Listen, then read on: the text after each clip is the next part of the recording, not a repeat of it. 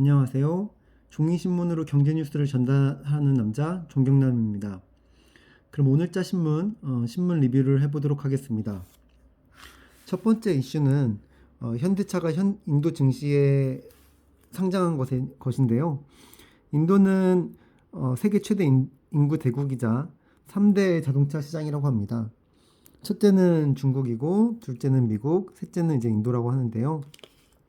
이번 IPO 공개가 성공적으로 마치면서 약 4조 5천억 원으로 달하는 이제 인도 증시 사상 최대 규모라고 하고, 올해 들어 전 세계 자본시장에서 진행된 IPO 중 두 번째로 큰 규모라고 합니다. 그리고 인도에 상장된 현대차는 한국 코스피에 상장된 현대차 시가총액의 약 절반에 해당하는 만큼 아주 큰 규모입니다.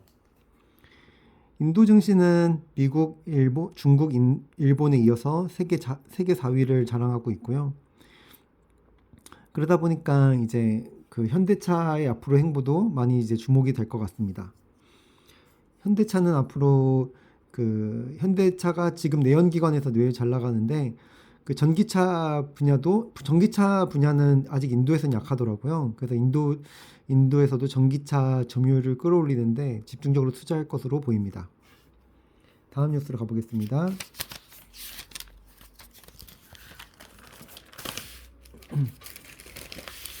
다음 뉴스는 미국 금리 인하입니다.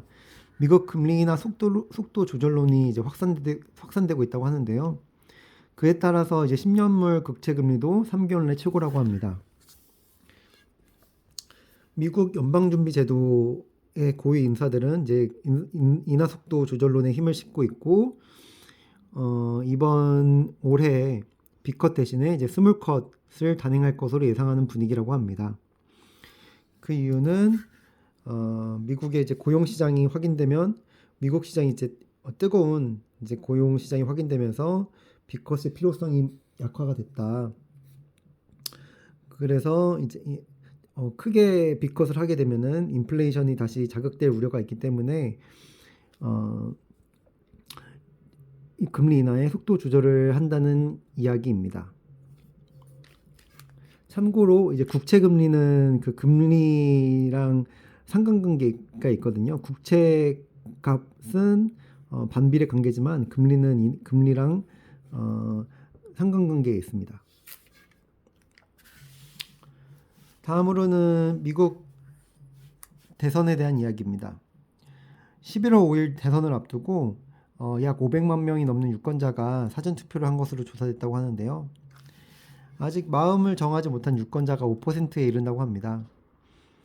대부분 이제 흑인이나 히스패닉계 사람들이 아직 마음을 정하지 못한 것으로 보입니다. 그래서 해리스랑 트럼프랑 이제 큰 차이가 안 나는 범위 내에서 요즘 다투고 있는데 5%는 매우 큰 비중이다 보니까 이들의 향방이 앞으로 조금 주목받을 것 같습니다. 다음 뉴스로 가보겠습니다. 다음 뉴스는 삼성바이오로직스에 대한 이야기입니다. 며칠 전에 1조 7천억 원 생산 수주를 받으면서 또 역대 최대 기록을 갈아치웠다고 합니다. 삼성바이오로직스가 아시아 제약사와 10억 달러가 넘는 초대형 위탁 생산 계약을 맺었다고 합니다.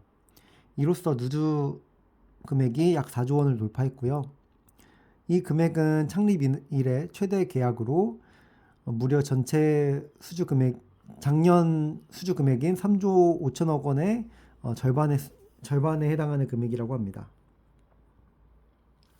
그리고 올해 누적 수주 금액은 4조 3,600억 원으로 지난해 수주 금액을 20%나 초과 달성했다고 합니다.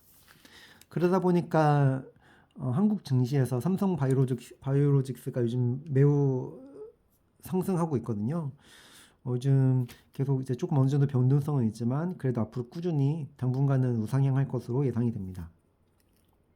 다음 뉴스로 가보겠습니다. 다음 뉴스는 트럼프 관련된 주식입니다. 트럼프 지지율이 오르자 친환경주는 곤두박질을 치고 있다고 합니다. 트럼프가 재선이 되면은 민주당 정부가 추진한 친환경 정책이 후퇴할 가능성 때문에 2차 전지나 친환경주 같은 주식 위주로 급락이 나오면서 코스피와 코스닥 모두 양시장 모두 하락했다고 합니다. 자세히 보시면은 LG 에너지 솔루션, 그다음에 하나솔루션 등 2차 전지 관련주들이 모두 하락한 것으로 보실 수 있습니다. 구체적으로는 대표적인 친기후 법안인 인플레이션 감축법 IRA를 무효화하려는 시도가 있다는 우려 때문에 이 관련된 테마가 많이 떨어진 것으로 확인됩니다. 다음은 국내 증시 대장인 삼성전자에 대한 이야기입니다. 22일 날 장중 58,000원대도 이제 무너져서 57,700원을 기록했다고 합니다. 외국인들은 30일째 순매도를 기록하고 있다고 하고요. 그럼으로써 이제 52주 신저가를 기록했다고 하네요. 근데 오늘 보니까 다시 조금 올라서 한 59,000원대를 유지하고 있는데 앞으로 삼성전자가 AI 그 시대 흐름에 어떻게 대응하는지가 많은 관심을 받을 것 같습니다. 다음은 엔비디아에 대한 이야기인데요. 서학 개미들이 다시 엔비디아를 최선호주 자리로 이제 투자를 하면서 엔비디아가 이제 1등, 2등이 이제 테슬라 이제 보유하게 됐다고 합니다.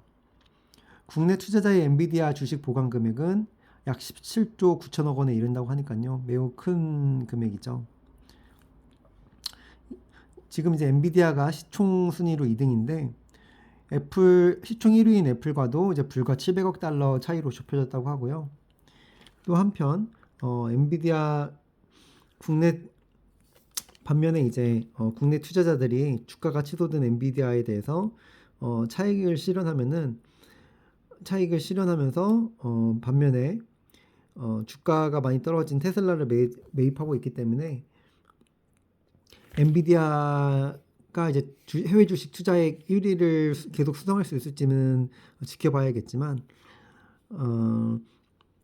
그것과는 별개로 엔비디아랑 테슬라 모두 보유하는 것도 좋은 방법일 것 같습니다. 다음은 한국 주식의 또 다른 뜨거운 테마주 하나방산주입니다. 지금 하나 에어로스페이스랑 현대 롭템이 요즘 올해 들어서 많이 상승을 했거든요.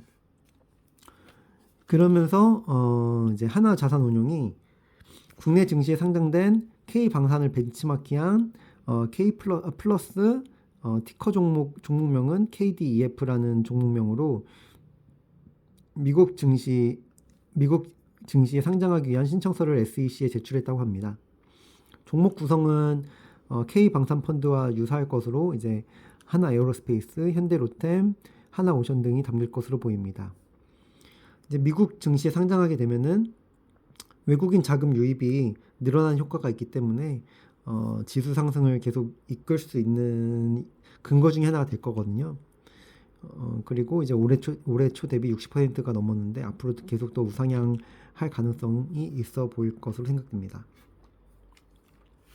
다음은 양자 컴퓨터의 주식에 관한 내용입니다. 양자 컴퓨터 관련주는 이제 미국에서 인공지능에 이은 차세대 기술로 주목받고 있다고 합니다. 그러면서 이제 아이온큐가 무려 한 달 동안 75%가 상승을 했는데 아이온큐에 관심 있는 투자자분들께서는 최근 들어서 거의 한 9월까지 아이온큐가 많이 빠져서 이제 바닥을 다지고 있는 모습을 많이 보셨을 텐데 다시 미 대선에 맞춰서 아이온큐가 다시 올라가는 모습입니다. 하지만 이제 앞으로 변동성이 조금 있을 거라고 생각이 들어서 추격 매수하는 것보다는 조금 분할 매수하는 것을 추천드립니다. 다음 뉴스로 가겠습니다. 다음 뉴스는 배당주에 관한 이야기입니다. 전통적으로 배당주 같은 경우는 연말에 이제 배당을 주기 때문에 찬바람 불 때는 배당주라는 이야기가 있는데요. 전통적인 배당주로 꼽히는 은행과 통신주에 외국인과 기관 투자자들이 매수세가 이어지고 있다고 합니다. 순위에 따르면은 KB금융, KT, 우리금융지주가 있고요. 좀 놀라운 사실은 KB금융 같은 경우는 외국인 보유 비율이 무려 78%에 달한다고 합니다. 또한 통상 하반기에는 배당주 투자라는 조언이 나오는데 연말에는 배당주를 노리고 배당주 투자자가 몰리면서 주가가 오르는 경향도 있기 때문이라고 합니다. 그렇기 때문에 이제 최근 들어서 KB금융 주가는 무려 15% 이상 상승한 것으로 보입니다. 네, 이것으로 오늘자 신문 리뷰를 마치도록 하겠습니다. 시청해 주셔서 감사합니다.